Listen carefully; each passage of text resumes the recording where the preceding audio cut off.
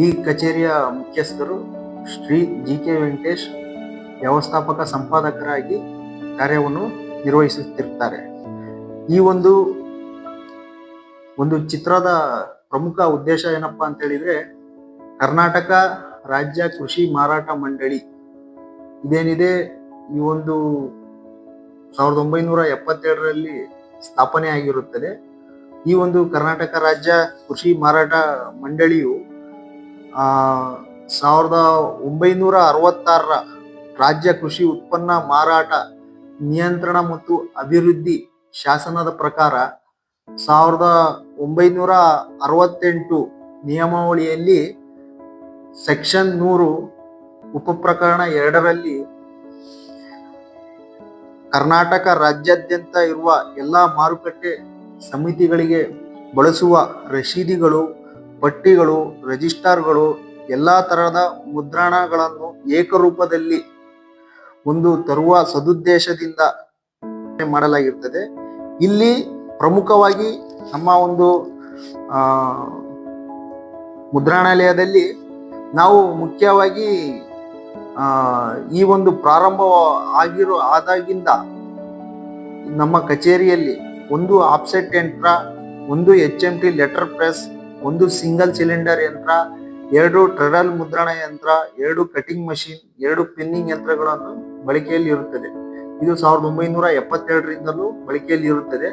ಹಾಗೂ ಇವು 25ರಿಂದ 30 ವರ್ಷ ಹಳೆಯದಾದ್ರಿಂದ 2017 ಮತ್ತು 2018ರಲ್ಲಿ ಕೇಂದ್ರ ಕಚೇರಿಯಿಂದ 5 ಹೊಸ ಯಂತ್ರಗಳನ್ನು ಸಹ ಒದಗಿಸಲಾಗಿರುತ್ತದೆ. ಆ ಒಂದು ಯಂತ್ರಗಳ ವಿವರ 2 colour sheet feed offset printing machine ಒಂದು, ಆಮೇಲೆ programmable cutting machine, programmable exposing unit for plate making, ಇವು ಎಲ್ಲ ಒಂದೊಂದು ಮಷಿನ್ ಇರುತ್ತೆ. High and branded computer for designing ಮತ್ತು ಬ್ರಾಂಡೆಡ್ ಕಂಪ್ಯೂಟರ್ ಫಾರ್ DTP, ಇವೆರಡು ಡೆಲ್ ಪ್ರಿಸಿಷನ್ ಆಗಿರುತ್ತವೆ.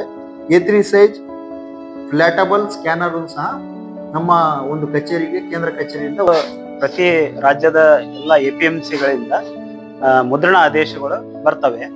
ಮುದ್ರಣ ಆದೇಶ ಬಂದ ನಂತರ ಅದನ್ನ ಆ ಸಂಬಂಧಪಟ್ಟ ಒಂದು ರಿಜಿಸ್ಟರ್ ಅಲ್ಲಿ ಎಂಟ್ರಿ ಪೇಪರ್ ಇಂಡೆಂಟ್ ಅನ್ನು ಹಾಕ್ತೀವಿ. ಪೇಪರ್ ಇಂಡೆಂಟ್ ಹಾಕಿ ಸಂಬಂಧಪಟ್ಟ ಮಷೀನಿಗೆ ಅದನ್ನು ಮುದ್ರಣ ಮಾಡಲ್ಲ ಅವರಿಗೆ ಹೇಳ್ತೇವೆ ನಾವು. ಅದು ಹೇಳಿದ ನಂತರ ಅವ್ರು ಏನ್ ಮಾಡ್ತಾರೆ, ಅದ್ರ ಜೊತೆಗೆ ನಾನು ಮಾಡೆಲ್ ಕೊಡ್ತೀನಿ. ಆ ತೂಕದ ಪಾವತಿ ಇರ್ಬೋದು, ರಶೀದಿ ಇರ್ಬೋದು, ಅದರದ್ದು ಒಂದು ಮಾಡೆಲ್ ಕೊಡ್ತೀನಿ. ಮಾಡೆಲ್ ಕೊಟ್ಟ ನಂತರ ಅವರು ಅದಕ್ಕೆ ಏನೇನು ಅದನ್ನ ಈ ಕಂಪೋಸ್ ಅಂತ ಹೇಳಿ ಒಂದು ಸೆಕ್ಷನ್ ಇದೆ. ಆ ಕಂಪೋಸ್ ಸೆಕ್ಷನ್ ದಲ್ಲಿ ಆ ಮಳಿ ಜೋಡಿಸ್ತಾರೆ.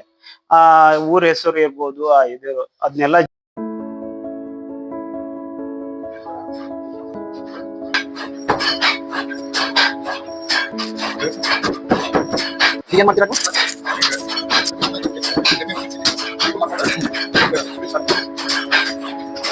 ಟ್ರೇಡಲ್ ಮಷಿನ್ ಮುಖಾಂತರ ಬಂದಂತಹ ಇಂಡೆಂಟ್ಗಳ ಅನುಸಾರ ಅದರ ಒಂದು ವಿಸ್ತೀರ್ಣವನ್ನು ಕಟ್ ಮಾಡಲಾಗುವುದು.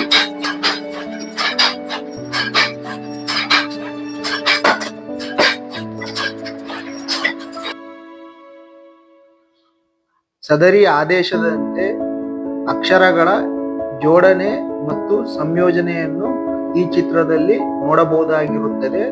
ಹಾಗೂ ಪಟ್ಟಿಯನ್ನು ತಯಾರು ಮಾಡಿ ತಯಾರಿಕೆಯನ್ನು ಇಲ್ಲಿ ನಾವು ನೋಡಬಹುದಾಗಿರುತ್ತದೆ.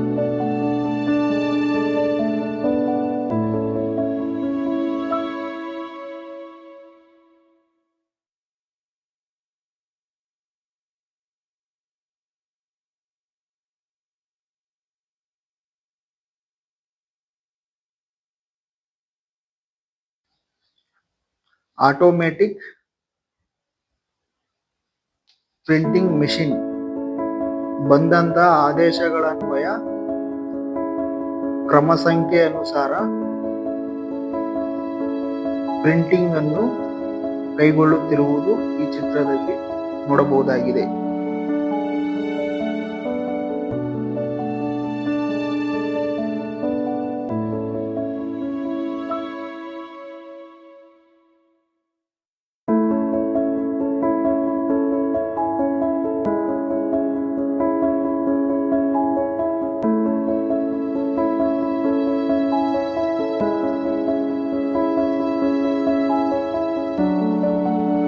ಇದು ಮ್ಯಾನ್ಯುವಲ್ ಪೆಡಲ್ ಮಷಿನ್ ಆಗಿದ್ದು ಇದರಲ್ಲೂ ಸಹ ಮುದ್ರಣಾಲಯದ ಪ್ರಕಟಣೆಗಳನ್ನು ಮುದ್ರಿಸಬಹುದಾಗಿರುತ್ತದೆ.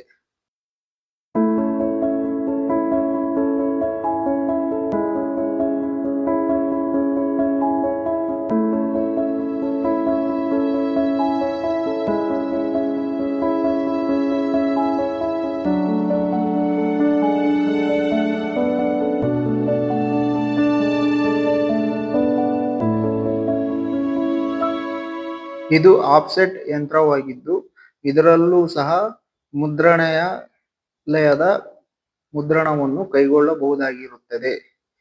ಇದರಲ್ಲಿ ಆಟೋಮೆಟಿಕ್ ನಂಬರಿಂಗ್ ವ್ಯವಸ್ಥೆ ಇರುವುದಿಲ್ಲ.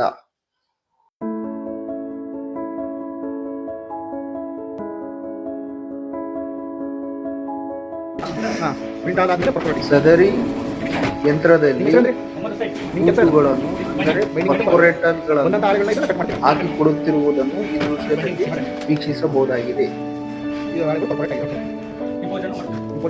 ಸದರಿ ಚಿತ್ರಣದಲ್ಲಿ ವಿವಿಧ ಹಾಳೆಗಳನ್ನು ಕಂಪೋಸಿಂಗ್ ಮಾಡುವುದನ್ನು ವೀಕ್ಷಿಸಬಹುದಾಗಿರುತ್ತದೆ.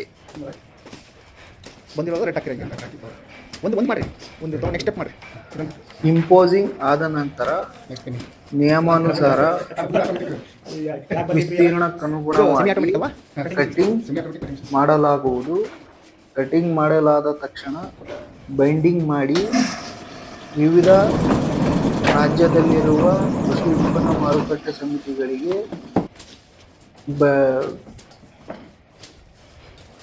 ರವಾನಿಸಲಾಗುವುದು.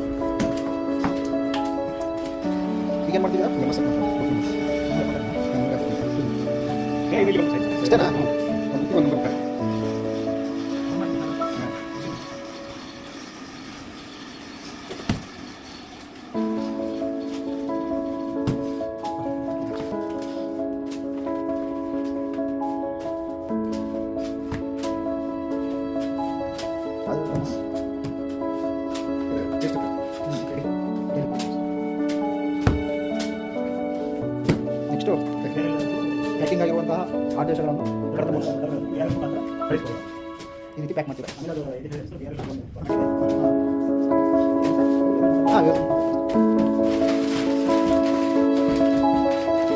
ಕಾರ್ಯವನ್ನು ಮುದ್ರಣ ಮೇಲ್ವಿಚಾರಕರು ಇನ್ವಾಯ್ಸ್ಗಳ ರೂಪದಲ್ಲಿ ನಮಗೆ ಕಳಿಸಿಕೊಡ್ತಾರೆ. ಅಂದರೆ ಕೃಷಿ ಉತ್ಪನ್ನ ಮಾರುಕಟ್ಟೆ ಸಮಿತಿಯಿಂದ ಬಂದಂಥ ಬೇಡಿಕೆ ಪತ್ರದ ಅನುಸಾರವಾಗಿ ಮುದ್ರಣ ಮಾಡಿ ಮುದ್ರಣಗೊಂಡಿರೋದನ್ನು VRL ಸಾಗಾಣಿಕೆ ಮೂಲಕ ರಾಜ್ಯದ ಸಂಬಂಧಪಟ್ಟ ಕೃಷಿ ಉತ್ಪನ್ನ ಮಾರುಕಟ್ಟೆ ಸಮಿತಿಗಳಿಗೆ ರವಾನಿಸಿ ಅದರ ಅನುಸಾರವಾಗಿ ಇನ್ವಾಯ್ಸನ್ನು ಸಿದ್ಧಪಡಿಸುತ್ತಾರೆ.